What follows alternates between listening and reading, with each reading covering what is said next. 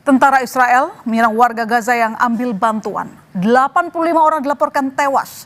Untuk membahasnya, kami sudah bersama Ketua Presidium Mercy Hadiki Habibi. Selamat malam, Mas Diki. Selamat malam, Mbak Ilona. Banyak warga yang menjadi korban serangan ini saat mereka mengambil makanan. Bagaimana para warga mengambil makanan awalnya dan ada berapa titik distribusi bantuan makanan untuk warga Gaza? Ya, titik distribusi bantuan makanan ini sebenarnya tidak banyak ya, dan jumlah lokasinya itu juga tersebar di Gaza City dan di Gaza Tengah ya, di Erbalah, Khan Yunis, dan sedikit di Gaza Selatan itu Khan Yunis arah ke Rafah gitu ya. Nah, lokasi distribusinya ini sendiri sebenarnya tidak banyak, dan pola distribusi yang dibuat ini juga tidak manusiawi karena jumlahnya itu terbatas gitu. Jadi masyarakat yang ada itu tentu membutuhkan lebih besar dibandingkan dengan suplai yang ada. Jadi metode seperti ini ya hanya mempercepat bertambahnya korban jiwa sebenarnya. Satu lagi, beberapa area yang dimasuki warga itu adalah area zona merah atau red zone yang ditetapkan oleh tentara penjajah. Tapi karena mungkin masyarakat itu sangat kelaparan, jadi ketika makanan ini belum sampai ke area aman, ini masyarakat sudah masuk menyerbu. Sehingga ya tadi cara mengelola kerumunannya itu kalau dengan senjata ya tentu hanya menambah korban saja jadinya. Biasanya bantuan ini dia terjadwal atau seperti apa, Mas Diki? Kalau dari informasi di lapangan ini kita tidak bisa dapat kabar pasti ya, kapan masuknya, seberapa besar gitu, itu tidak pernah dapat kabar pasti. Dan yang pasti adalah pola seperti ini adalah pola yang harus dihentikan sebenarnya. Ya, karena memberikan bantuan kemanusiaan juga harus dengan cara-cara yang manusiawi gitu. Dan kita tahu situasi dalam Gaza ini tidak diatasi dengan memberikan bantuan makanan yang sifatnya terbatas gitu, tapi membuka blokade karena kebutuhannya besar sekali di masyarakat yang kelaparan di dalam situ. Sementara bantuan yang diberikan jumlahnya terbatas, warga yang membutuhkan bantuan jumlahnya melebihi bantuan yang disalurkan, begitu ya?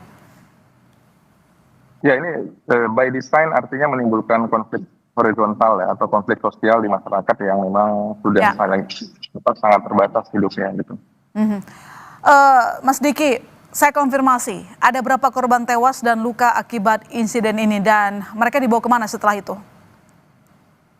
Ya, informasi resmi yang kita dapatkan memang dari laporan Ministry of Health di Gaza ya, yang mengatakan ada 85 orang, tapi bisa saja lebih ya, karena proses pencatatan juga saat ini sudah tidak bisa serapi masa-masa perang sebelumnya, dan kalaupun ada yang dibawa ke rumah sakit, itu yang luka-luka juga kita juga tidak bisa katakan bisa mendapatkan pertolongan yang sesuai gitu ya, karena keterbatasan fasilitas perawatan juga di rumah sakit gitu. Lantas setelah peristiwa tersebut bisa lebih besar dari yang dilaporkan gitu. Oh, oke. Selalu lebih besar dari yang dilaporkan, dari yang tercatat begitu ya oleh media massa begitu. Kita perlu konfirmasi lagi. Lantas Mas Diki, setelah insiden tersebut, apakah bantuan masih terus berdatangan atau justru stop total, berhenti total? Tadi kita tidak bisa dapat kabar secara formal atau ofisial gitu ya, apakah ada bantuan masuk. Jadi saya tidak bisa jawab itu. Pastian itu. Tapi biasanya adanya serangan tersebut, warga dievakuasi kemana? Tidak ada pilihan evakuasinya. Jadi bahkan daerah Gaza Tengah, daerah Erbalah dan Al-Mawasi yang selama ini dinyatakan sebagai humanitarian zone juga itu sudah di beberapa kali itu diserang. Mas Diki, sekali lagi kenapa tadi saya konfirmasi apakah terjadwal atau tidak pemberian bantuan untuk mengindikasikan mengapa Israel melakukan serangan di saat warga Gaza mengambil bantuan. Apa yang Anda bisa dapatkan informasi dari sana? Ya, sekali lagi ini mengenai metode ya. metode memberikan bantuan kemanusiaan yang juga harus manusiawi. Satu, tentu kita harus nilai bahwa jumlahnya tidak cukup gitu.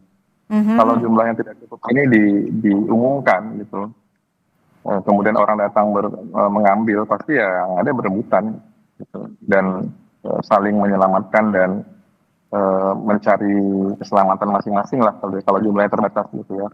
Dan kita tahu yang ujung-ujungnya pasti ada kekacauan di situ.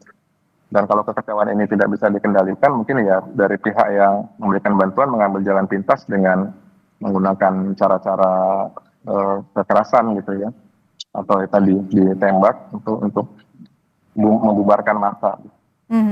Mas Diki, sejauh ini Tindakan itu, ya silakan lanjutkan Mas. Tidak dilakukan tindakan itu juga masyarakat juga akan mengalami masalah sendiri ya kalau dia berebutan dan saling mencari tepung yang terbatas tadi gitu. Ada yang tertimpa, terjepit gitu ya. Mas Diki, sejauh ini apakah PBB masih rajin memberikan bantuan atau seperti apa laporan yang Anda terima? Ya, koridor kemanusiaan itu masih tetap dipertahankan dan bantuan yang masuk itu dari tim itu masih ada, tapi memang supply logistik itu memang sangat dibatasi. Dan yang terus-menerus harus kita suarakan bahwa solusinya itu bukan memberikan bantuan masuk ya, tapi membuka blokade sehingga bantuannya tidak boleh terbatas. Bantuan terbatas pada masyarakat yang sangat membutuhkan dan jumlahnya banyak itu hanya mempercepat korban jiwanya bertambah.